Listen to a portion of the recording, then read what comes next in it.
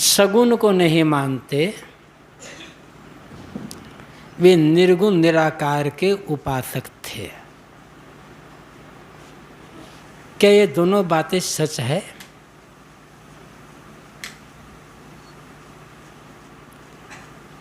पहले तो कबीर साहब की एक साखी है,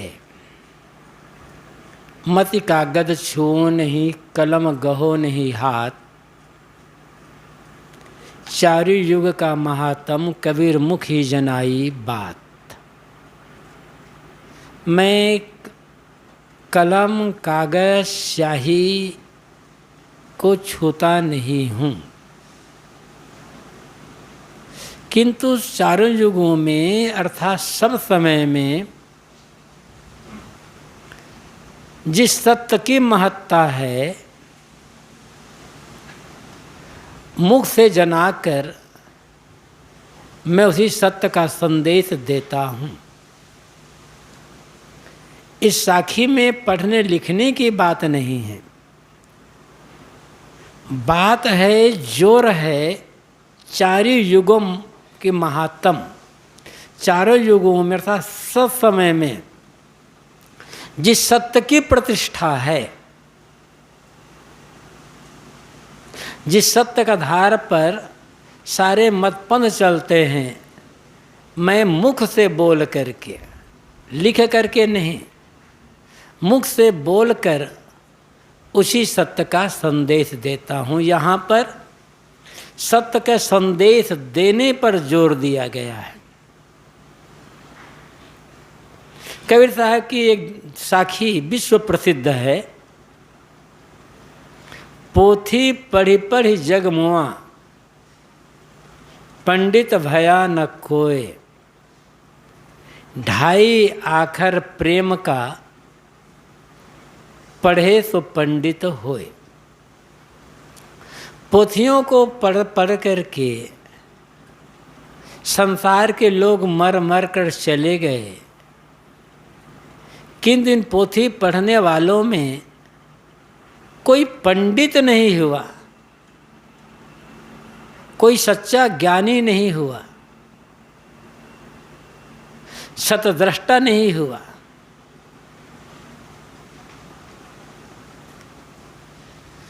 जो ढाई आखर के प्रेम को पढ़ता है, जिसके जीवन के सारे कार्य व्यवहार प्रेम पूर्ण हो चुका है, वही पंडित है, वही ज्ञानी है। इस साखी के आधार पर अनेक लोग तर्क करते हैं, क्योंकि कबीर स्वयं पढ़े लिखे नहीं थे, वे पढ़ने लिखने का महत्व जानते नहीं थे, इसलिए वे कह देते हैं कि लोग पोथी पढ़ पकड़ के मर गए, पंडित नहीं हुआ। जो पढ़ाई नहीं हो, पोथी पढ़ने का महत्व क्या जानेगा? क्या सचमुच में कबीर साहब ने यहाँ पढ़ने लिखने वालों का खंडन किया है? यह बात दूसरी है। इस साखी में पढ़ने लिखने का खंडन नहीं है, पढ़ने लिखने वालों की आलोचना नहीं है। इस साखी में सदगुरु कबीर का जोर जीवन को प्रेम पूर्ण बनाने पर है।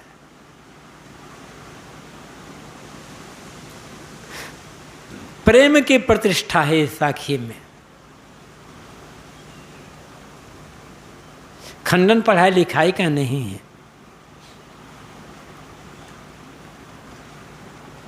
किस प्रसंग में किस बात पर जोर दिया जा रहा है, महत्व किसको दिया जा रहा है, किसको प्रतिष्ठापित किया जा रहा है, यह देखने की बात होती है। और इस ढंग की बातें अन्य शास्त्रों में भी कही गई है, आती है। यहाँ तो सदगुरु कबीर उस व्यक्ति को पंडित कहते हैं जिसके जीवन से द्वेष मिट करके प्रेम का राज्य हो चुका है, जिसके मन से दूसरों के लिए बैर भाव मिट गया है, ईर्षा भाव मिट गया है, द्वेष भाव मिट गया है, द्वैत भाव मिट गया है, साहब उस व्यक्ति को पंडित कहते हैं, पोथी पढ़ने वालों को पंडित नहीं कहते। महाभारत में एक प्रसंग आता है, युधिष्ठिर से पूछा गया है पंडित कौन?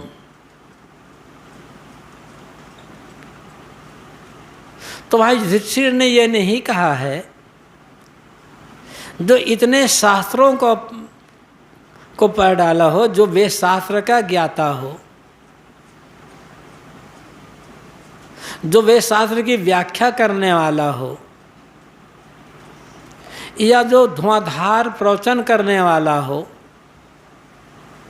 वह पंडित है। किंतु वहाँ पर तो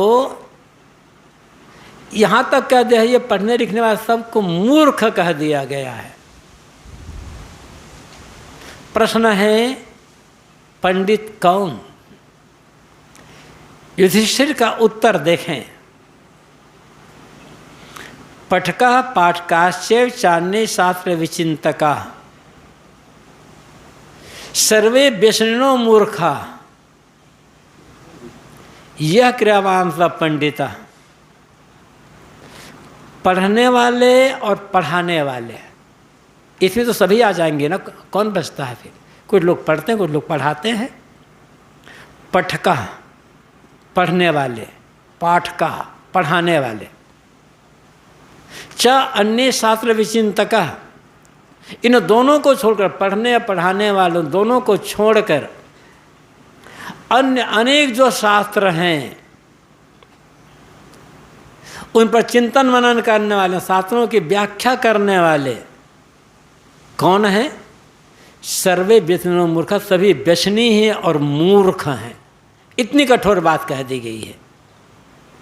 पढ़ने पढ़ाने वाले में तो पूरी दुनिया आ गई, कुछ बचे तो शास्त्र चिंतन मनन करने में आ गए, जो धर्म शास्त्र का अध्ययन मनन करते हैं। अब युधिष्ठिर कहते हैं ये पढ़ने वाले, पढ़ाने वाले, शास्त्रों चिंतन मनन करने वाले सभी व्यसनी हैं और मूर्ख हैं, इन्हें पंडित कोई नहीं है। तो पंडित कौन? यह क्रियावान, जो चरित्रवान है वो पंडित है। यहाँ जोर चरित्रवान होने पर है, पढ़ने पढ़ाने वालों को खंडन नहीं। बहुत पढ़ा, बहुत पढ़ा, चरित्र ही नहीं है आदमी के पास, जीवन का आचरण ही नहीं है, तो पंडित कैसे कह सकते हैं? जफर एक शायर हुए हैं, अनेक लोग जानते होंगे। उनका एक शेर है, न हो कुछ अमल, अमल का मर्द नशा भी हो तो दुर्व्यसन भी होता है, और अमल का अर्थ आचरण होता है। यहाँ आचरण है। न हो कुछ अमल और हो किताबों से लदा, पढ़ा खूब हो, खूब पढ़ा हो, लेकिन आचरण ना हो, प्रयोग ना हो। तो न हो कुछ अमल और हो किताबों से लदा, जफर हम उस आदमी को हम तसव्वुर बैल कहते हैं। वो बैल है, पढ़ा लिखा बैल, पढ़ा तो बहुत किंतु अमल ही नहीं है, प्रयोग ही नहीं है जीवन में। तो जैसे बैल बोझा ढो रहा है वैसे वो भी बोझा ढो रहा है, फर्क क्या पड़ता है? तो यहाँ जो युधिष्ठिर कहते हैं महाभारत में, खंडन पढ़ाई लिखाई का नहीं है, जबकि उन्होंने पढ़ने लिखने वालों को सबको व्यसनी और मूर्ख कह दिया है। उनका अर्थ है जीवन में चरित्र को प्रधानता देना। भले कम पढ़ा लिखा हो, भले बोलना ना आता हो, किंतु चरित्रवान हो, आचरण संपन्न हो, सदाचारी हो, सद्गुणी हो, वह पंडित है। तो जोर पंडित होने पर है, मतलब चरित्रवान होने पर है। उसी को साहब प्रेम पढ़ने की बात करते हैं, पढ़ाई खंडन कहा करते हैं। एक दूसरे शास्त्र में लिखा गया, अधित चतुरो वेदान सर्वशास्त्रान्य अनेक सह ब्रह्मत्व न जानात दर्वी पाकरसो यथा।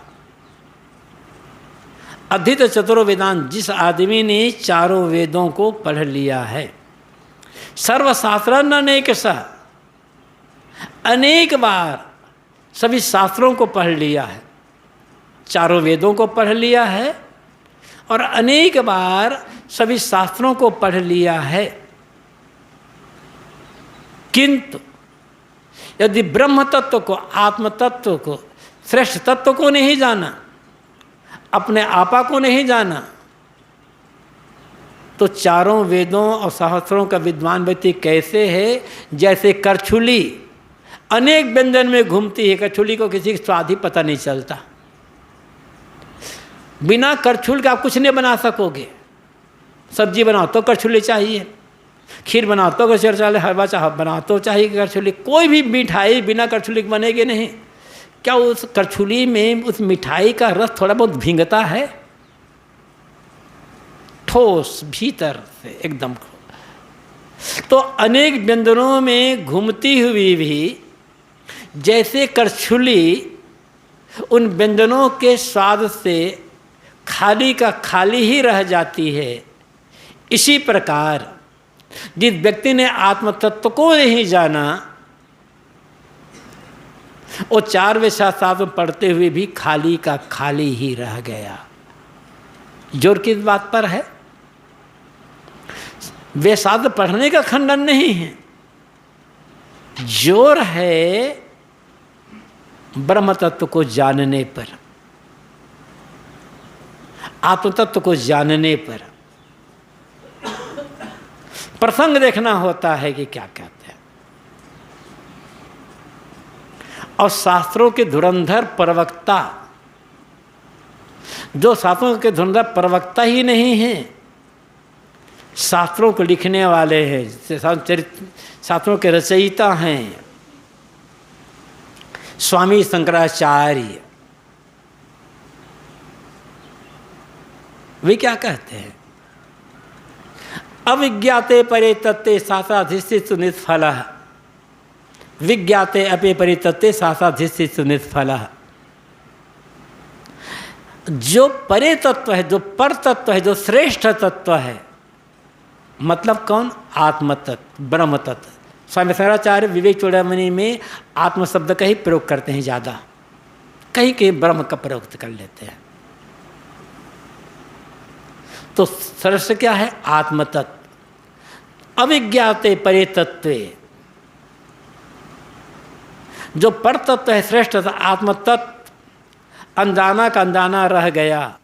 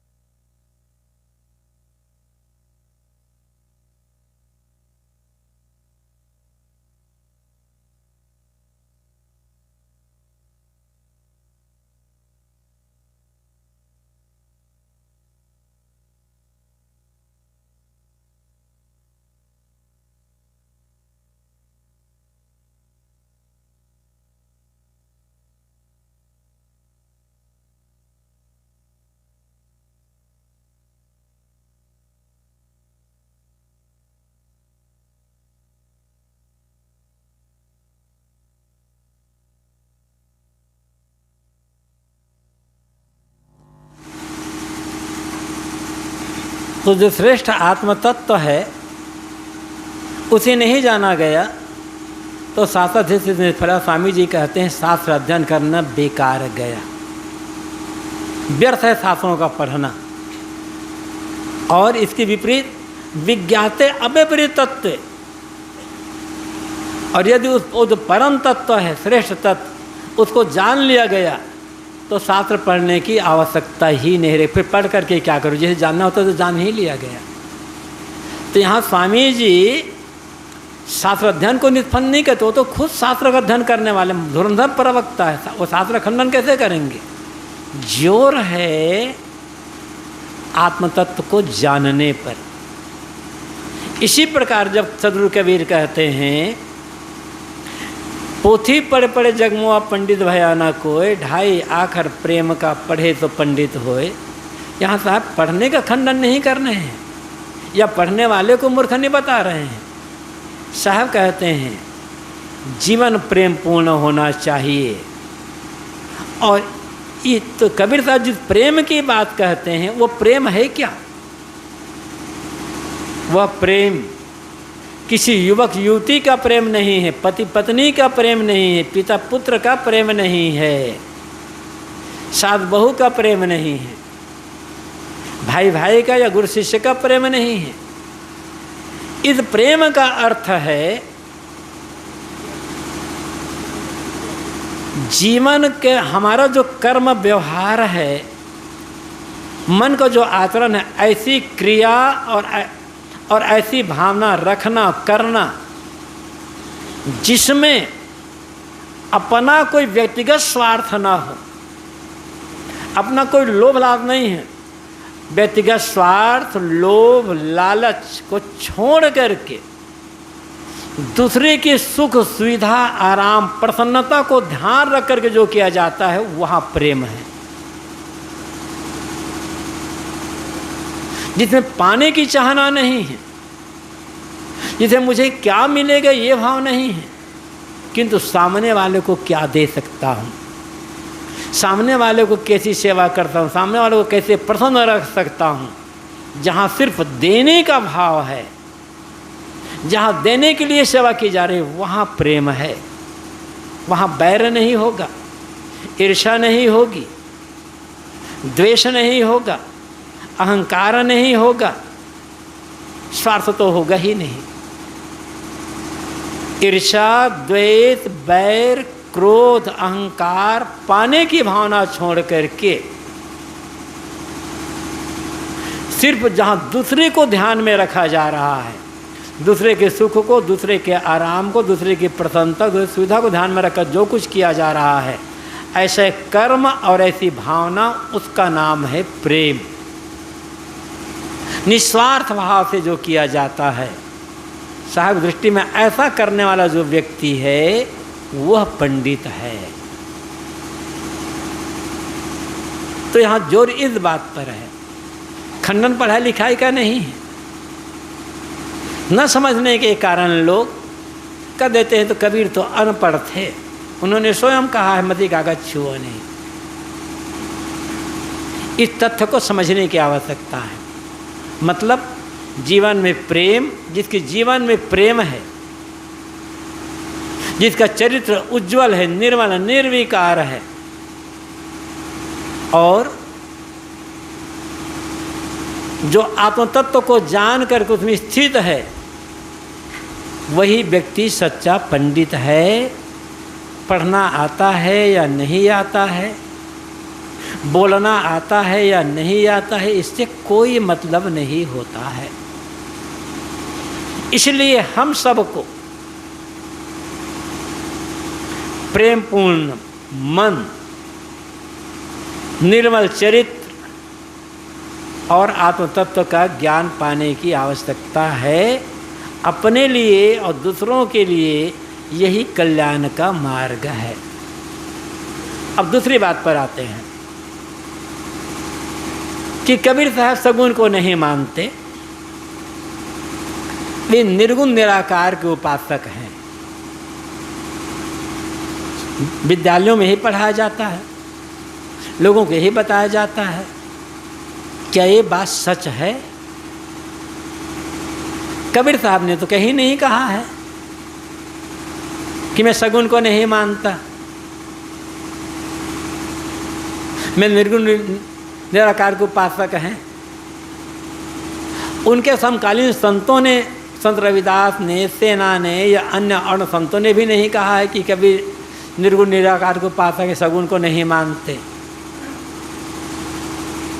यह भ्रम आजकल के कुछ पढ़े लिखे लोग जिन्हें डॉक्टर होने का अहंकार है, उन लोगों ने फैलाया है।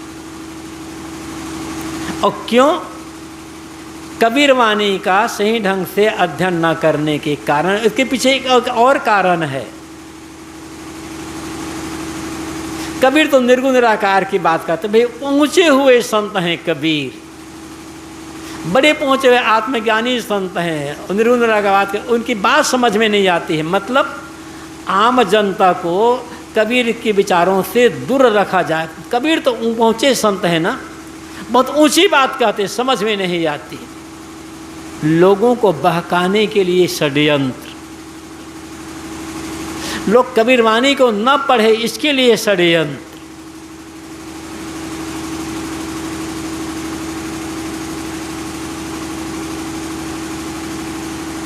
हकीकत क्या है? यदि हम थोड़ी सी गहराई से अध्ययन करें तो कबीर साहब जैसा सगुण उपासक दुनिया में शायद ही कोई बिरला मिले। लेकिन यह मानना पड़ेगा कि सगुण उनका साध्य नहीं है, साध्य तो निर्गुण है। सगुण उपासना साधन है, मंजिल क्या है? निर्गुण को जानकर निर्गुण में स्थित होना। अब पहला प्रश्न तो यह है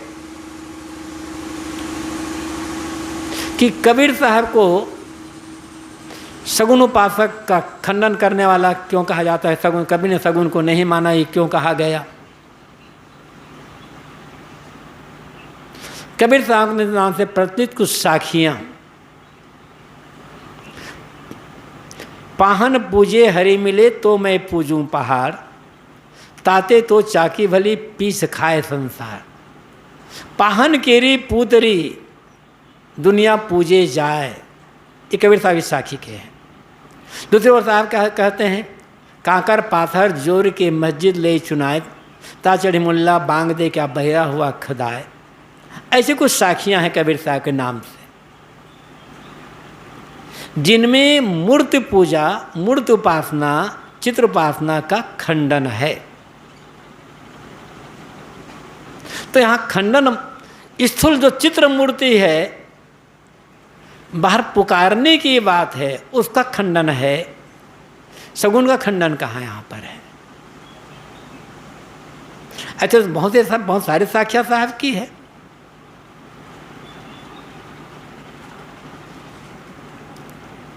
इस ढंग साहब ने नाम जप का भी खंडन किया। और साहब तो हर बाहरी जितनी उपासना सबका खंडन कर देते हैं। साहब तो भी कह देते हैं ना कि ये शरीर को क्या, ये जो मूड़ के बाल को क्या मुड़ते, मन को क्यों नहीं मुड़ते? मुड़ मुड़ाए हरि मिले सब कोई ले मुड़ाए, बार बार के मूड़ते भेड़ न बैकुंठी जाए। साहब भी कहते हैं। तब साहब कहते हैं, तुम बार बार मूड़ को मुड़ रहे हो, इससे क्या होगा? यदि मूड़ मुड़ने से भगवान मिल जाता तो भेड़ को तो भगवान मिल गया होता। पता नहीं कितने बार मुड़ा जाता है भेड़ को। तो जटा रखा जाए, क्या जटा रखना साहब कहते, उसका भी खंडन करते हैं। जटा के रखाए से कौन नर तर गए, मोर न तरे, जिसके जाके बड़े बड़े पंख हैं। यदि जटा रखने मुक्ति हो जाती ना, तो मोर के तो लंबे लंबे बाल हैं, लंबे पे पंख होते, उसके तो सहज मुक्ति हो गई होती। शायद दोनों का खंडन करते हैं, सामान्य अवस्था में जैसा हो। तो ये साहब बाहरी जो कर्मकांड है साहब उसका खंडन करते हैं, सगुण उपासना का खंडन नहीं करते।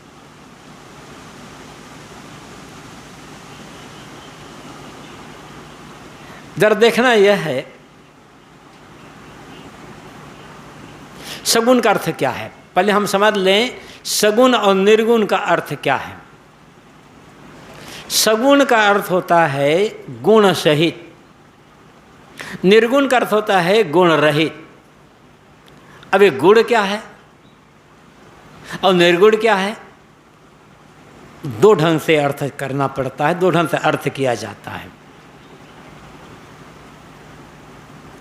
एक है सत रज तम, ये तीन गुण है।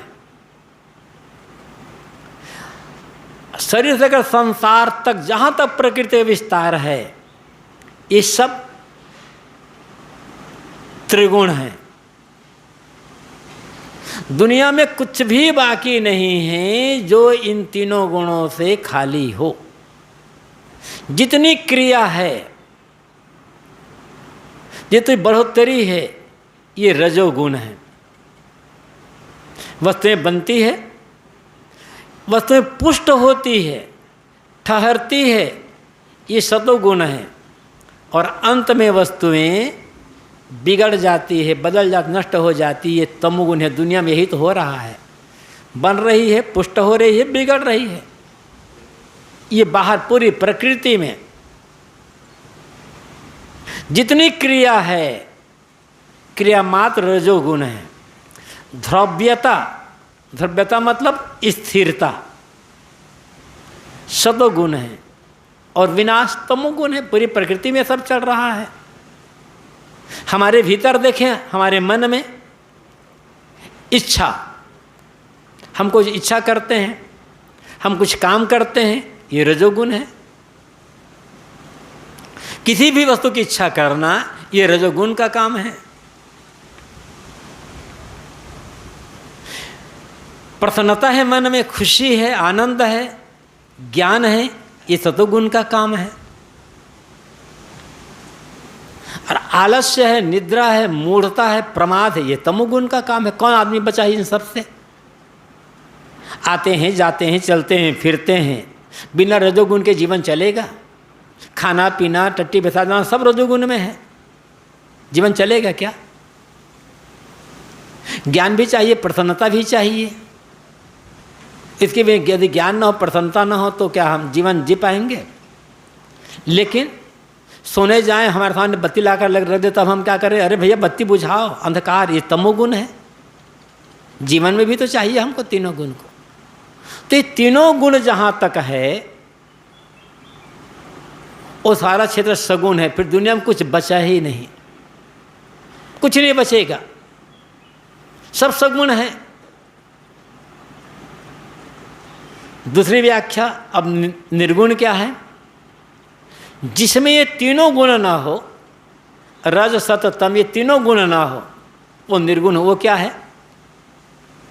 आत्मा, जीव, चेतन।